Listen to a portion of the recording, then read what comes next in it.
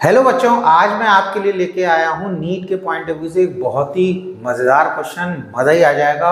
और मैं आपको एक पॉइंट बताऊंगा कि जिस पॉइंट की वजह से 90% से ज़्यादा बच्चे इस क्वेश्चन को गलत कर देते हैं। और दूसरा ये है, क्वेश्चन बहुत इंपॉर्टेंट है और इस क्वेश्चन को करने के बाद आप 10 से ज़्यादा क्वेश्चन जो इससे रिलेटेड हैं वो आप सही करना शुरू कर दोगे। दूसरी जी, एक क्वेश्चन जो है AIPMT के एग्जाम में 1997 में आ चुका है। ये क्वेश्चन अभी 3-4 साल पहले नीट के एग्जाम में भी आ चुका है। क्वेश्चन क्या है? Find the torque of a force. एक कोई ऑब्जेक्ट है, उस पर कोई फोर्स लग रहा है और वो जो फोर्स है वो वेक्टर फॉर्म में दे रखा है। फोर्स की वैल्यू दे रखा है F = -3I + J + 5K acting at the point. और वो जो पॉइंट, जिस पॉइंट पर लग रहा है, जिस पॉइंट पर मान लो कोई ऑब्जेक्ट है उसके किसी पॉइंट पर लग रहा है, तो उसकी ये इक्वेशन दे रखी है वेक्टर फॉर्म में। 4 ऑप्शन दे रखे हैं। आप वीडियो को पॉज करो और उसमें बताओ करेक्ट ऑप्शन कौन सा होगा। आपको निकालना क्या है? आपको इसमें टॉर्क निकालना है।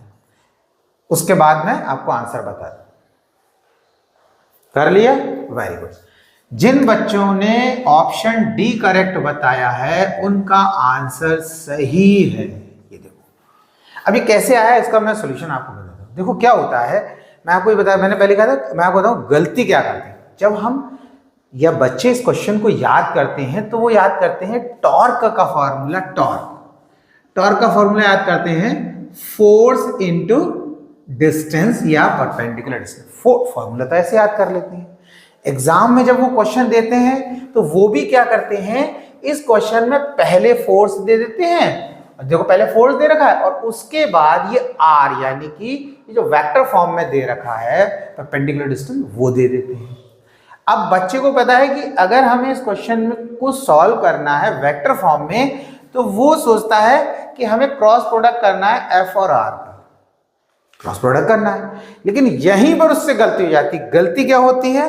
एक्चुअल में हमें ये याद रखना है कि इसका जो वेक्टर फॉर्म में फॉर्मूला है वो है tau = r cross f। f cross r नहीं है, f क्रॉस r नहीं है। अब F क्रॉस R अगर हम कर देते हैं तो क्या होगा वो मैं आपको बताऊंगा। देखो अब R क्रॉस F और F क्रॉस R में क्या अंतर आता है। अब हम पहले इसको सॉल्व करते हैं, जो उसका सही फॉर्मूला है उसके अकॉर्डिंग। इसको आपको पता है मैट्रिक्स मेथड से सॉल्व करना। हमने क्या करा, ऐसे तो वर्टिकल कॉलम बना लिए, ये I प्लस का, ये J माइनस का और ये K प्लस का। आपने करा होगा, आपको पता होगा। अब क्या करना, हमें क्या करना है, पहले R वाले को लेना, F को नहीं लेना, R को, क्योंकि हमारा फॉर्मूला R क्रॉस F है। तो R की इक्वेशन दे रखी है, तो I का कोफिशिएंट क्या है, कोफिशिएंट का मतलब मल्टीपल 7, तो I के नीचे I का कोफिशिएंट, J का कोफिशिएंट क्या है 3, तो J के नीचे J का कोफिशिएंट, K का कोफिशिएंट कुछ नहीं तो 1 है, उसको K के नीचे लिख देंगे। अब हम क्या करेंगे, ये लिखेंगे, क्या लिखेंगे, F वाली इक्वेशन लेंगे, यानी कि उसका F आ गया, तो I का कोफिशिएंट -3, J का कोफिशिएंट कुछ नहीं है तो 1 है, K का कोफिशिएंट 5। बात समझ में? अब बच्चे क्या करते हैं, अगर इस फॉर्मूले के अकॉर्डिंग उन्होंने दिमाग में रखा तो वो पहले F यानी जो हमने बाद में लिखी है -3 + 1 5, इसको ऊपर लिख देते हैं और ये 7 3 और 1 इसको नीचे लिख देते हैं, तभी क्वेश्चन पूरा गलत हो जाता है। बात समझ आई? अब इसे देखो कैसे करना। अब हमने क्या करना है, हमें टॉर्क निकालना है। तो टॉर्क यानी कि ये है, हम क्या कर रहे हैं, R क्रॉस F। ये तो सबसे पहले हम इस I को लिखेंगे, I हो गया, ब्रैकेट लगाएंगे, वर्टिकल कॉलम को छोड़ दो, इस हॉरिजॉन्टल रो को छोड़ दो, वर्टिकल कॉलम हॉरिजॉन्टल, इसको इससे मल्टीप्लाई कर दो, 3 5 15 माइनस फॉर्मूले का लगाओ, इसको इससे मल्टीप्लाई कर दो, आ गया 1, ब्रैकेट क्लोज।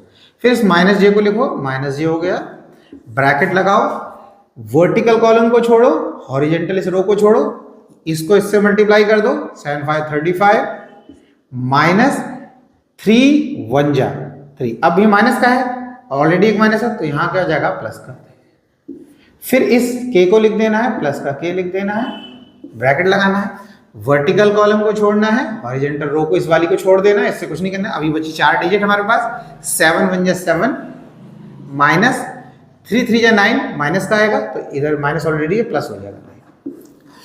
तो ये हमारा आ गया 14i minus 38j plus 16k। तो कौन सा आंसर मैच कर रहा है? देखो लास्ट में 14i माइनस 38j, यानी कि this one is the correct option. अब देखो क्या होता है बच्चों, आपको मैंने कहा आपको ध्यान क्या रखना, बहुत सारे फॉर्मूले हैं, जैसे v equals to R omega बच्चा याद कर लेता है, फॉर्मूला क्या याद कर लेता है, v equals to R omega, लेकिन ये वेक्टर फॉर्म में कैसे लिखा जाता है? v equals to omega cross R. तो आपको इसी तरीके से याद करना, ओमेगा आर ओमेगा याद नहीं करना है। ऐसे ही दूसरा फॉर्मूला है, लीनियर एक्सेलरेशन है, ये बराबर होता है अल्फा क्रॉस आर के बराबर। ऐसे बहुत सारे फॉर्मूले हैं। तो इनमें ऐसे आपका एंगुलर मोमेंटम होता है आर क्रॉस पी के बराबर। ठीक, इनमें सबके रीजन है कि आर पहले क्यों होता है, यहां पे अल्फा पहले क्यों होता है, फिर उस रीजन का भी डिस्कस नहीं कर रहे हैं, मैं आपको बता रहा हूं। आपको बेटा ये देखना है कि जितने भी इस टाइप के फॉर्मूले हैं उन्हें आपको वेक्टर फॉर्म में याद करना है। वेक्टर फॉर्म में मतलब आपको याद रखना कि ओमेगा पहले होता है या आर पहले। जैसे मैंने ये लिखा है, आप स्केलर फॉर्म में लिख दोगे आर ओमेगा, ये वाला v equal to R omega, कोई दिक्कत नहीं है। लेकिन वेक्टर फॉर्म में अगर आपने लिख दिया इस तरीके से, इसी फॉर्मूले को ऐसे लिख दिया v आर क्रॉस ओमेगा, तो ये आपका गलत हो जाएगा, ये रॉन्ग, ये आपका गलत हो जाएगा।